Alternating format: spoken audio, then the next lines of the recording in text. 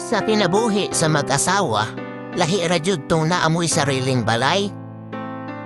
Anang wala mo nagaipon sa pamilya sa imuhang bana or asawa. Bahalag payag lang, okay na. Kay ma-feel mong good nimo ang imuhang pagkabana o pagkaasawa pag naamoy sariling balay. Kay kung magutom ka, mukaon na kadiretso. O kapuyon ka, dili ka maulaw nga magpahuway. Kanang hawak gani nimo ang imuhang kanang oras. Kay kung nakikipon manggod ka sa inyuhang mga ugangan, mura manggudog mo taha ka maglihok-lihok ug maulaw ka mukaon og una. Dili sad ka, komportable ka nunay. Mataha pud ka nga magpahuway, e mahuna-huna nimo basig ingnon ka na walay trabaho ug nagpahayahay ra.